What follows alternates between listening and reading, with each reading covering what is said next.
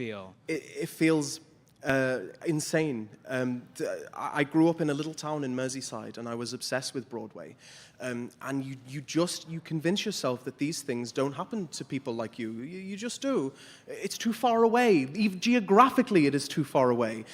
So to have been here, to kind of like my dream place, and for it to be so wonderful, everybody to be so kind to me, and for them to say, hey, do you know what you did is worthy of the highest accolade that we can give, is the best thing that has ever happened. I'm so grateful. Congratulations. So my Nanny Joan was my grandmother, my maternal grandmother, and she was my favorite person in the whole world, and she was like my biggest supporter, and kind of is the reason that I decided to pursue acting. It made her so happy that I thought I'd better do it.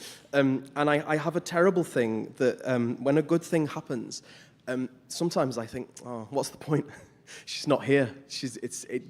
This is the best possible thing that could happen, but my goodness, wouldn't it have been so much better if I could tell Nanny Joan that I have this in my hand? Yeah. Yes, the very first production of it that we did at this 80-seater theatre in London, I suddenly realized, oh wow, I have thrown every trick I have in my toolkit into this show. Every little thing I can do, every accent I'm really good at, I threw into the show, and they let me do it. And yeah, I realized, oh wow, I need to do everything I can to keep this role as specific to me as possible, so they don't cast a celebrity in it when it gets to the West End. So yeah, it truly is my entire toolkit.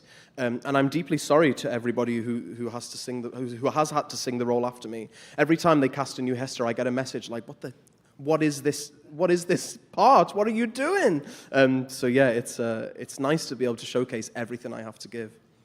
Incredibly important. The new diorama, I only knew of it because I was joining the production and I was doing Mincemeat.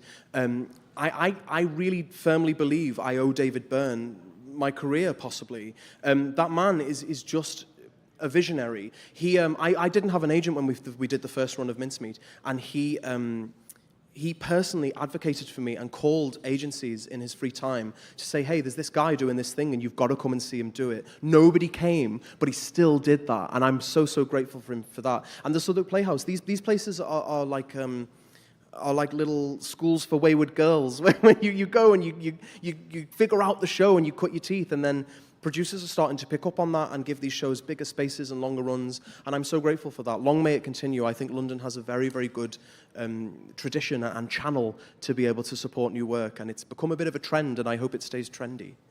It's been the sort of biggest, truest joy I ever have experienced.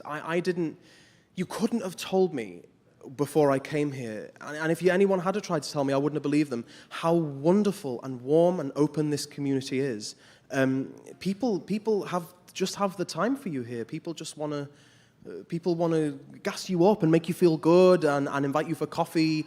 I've literally, in one award season, I've met all of my heroes, all of my musical theatre heroes.